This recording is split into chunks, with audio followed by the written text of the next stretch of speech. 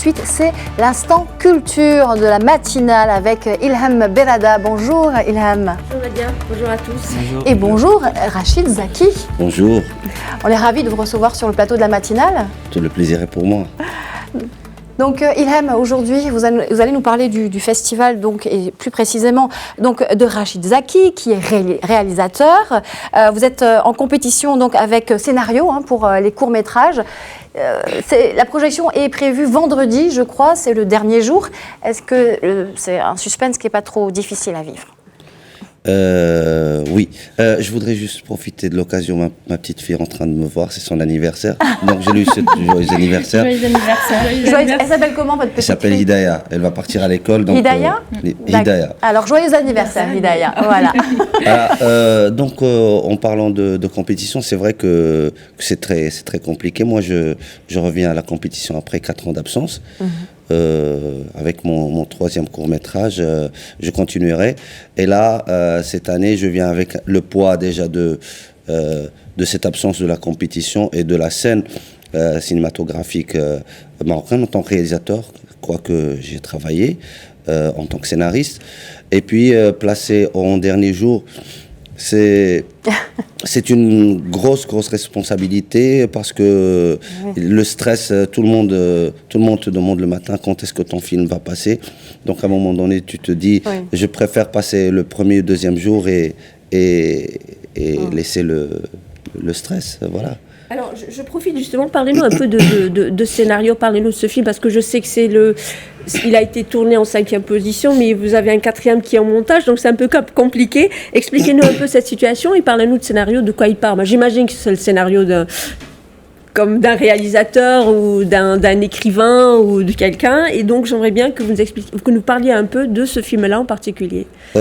Scénario, effectivement, c'est mon 5e court-métrage, mais il passe avant le 4e parce que, vous savez, les conditions de montage d'un film, comment on fait un film, c'est toujours très compliqué. Donc, le 4e court-métrage, il est à la phase du montage son.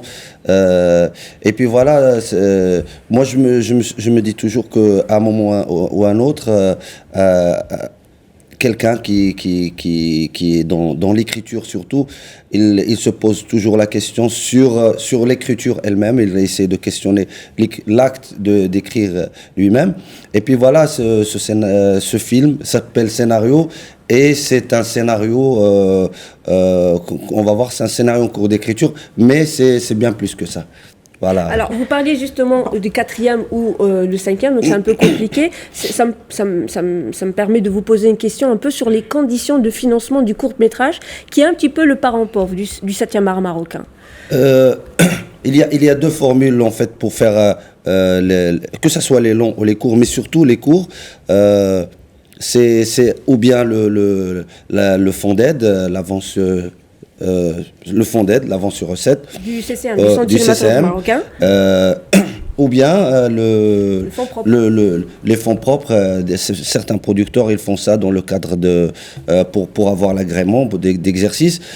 Et donc moi j'ai fait tous mes cours dans ce cadre-là. J'ai pas encore déposé pour que ce soit pour un cours. Et ça a été toujours difficile, hein, avec toute la bonne volonté, toutes les bonnes intentions des producteurs, mais c'est toujours, ils fonctionnent en fonds propres et donc c'est toujours difficile de faire un film et de le mener à bout. Et on parle financement, alors Rachid Zaki, est-ce que vous pensez que le court-métrage peut être justement un moyen de développement du 7e art ? Bien sûr. Et il y a encore deux écoles, ceux qui disent que voilà, le court-métrage c'est un exercice pour passer au long. Moi personnellement je pense que c'est un genre à part qui a une façon de travailler au niveau, que ce soit au niveau de l'écriture, au niveau de la réalisation, au niveau de la direction d'acteurs, etc. Au niveau aussi de la liberté qu'on peut avoir pour dire réellement ce qu'on veut, parce qu'on n'a pas un rapport direct on n'est pas sanctionné automatiquement par le guichet, par le public, et donc on a une marge de liberté, mais je pense que c'est un genre que on ne doit pas passer au long et oublier le court.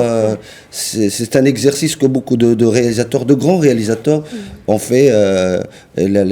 Les Scorsese, les Polanski, qui sont revenus pour faire des courts-métrages après avoir fait une carrière, voilà, la carrière qu'on connaît. Justement, Rachid, est-ce que vous envisagez de passer du court au long bientôt ? Je me pose toujours la question, on me pose toujours la question sur le long, mais je dis toujours quel long. Il ne s'agit pas de faire un long métrage.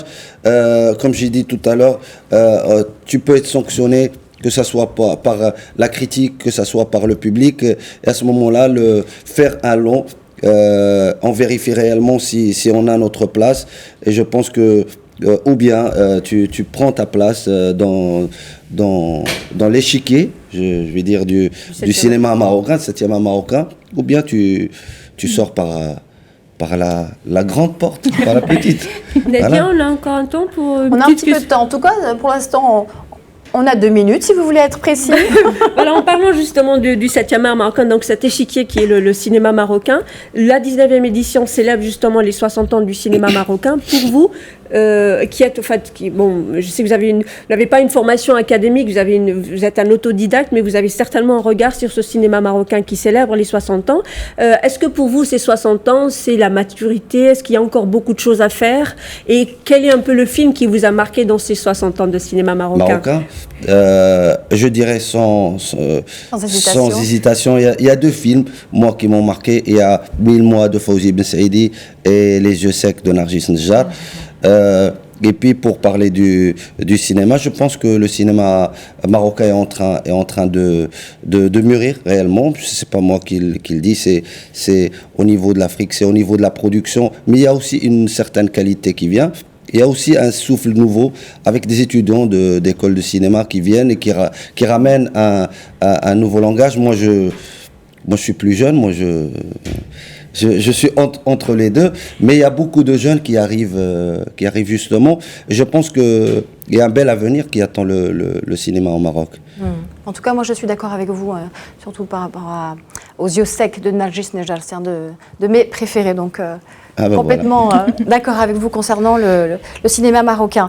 En quelques secondes, Ilham, s'il vous plaît, le programme des prochains jours, c'est possible. En tous les cas, je vous donne celui au mois de cette journée, donc de 10 à 12 heures, de 10 heures du matin à midi, il y a quand même un masterclass de scénario, parce que c'est quand même, ça fait partie de ce festival quand même, la rencontre entre les scénaristes et bien sûr les jeunes et puis ceux qui ont envie quand même d'entrer dans ce milieu. Et puis il y a l'entrée en scène donc de Hicham Lasli cet après-midi avec Jahilia qui, je rappelle, avait été présenté à Berlin. Il y a Daoud Oulad Saïd avec Les Voix du désert. Et il y a aussi Rachid Louali qu'on connaît beaucoup en tant qu'acteur, mais là il est en tant que réalisateur avec un court-métrage qui s'appelle Petit clair de lune. Et il y a aussi Khalid Douache, Msahia, qui est aussi un court-métrage, mais sinon le festival se poursuit jusqu'à vendredi, bien sûr. Merci Ilham Berada, merci Rachid Zaki. Merci beaucoup. Merci.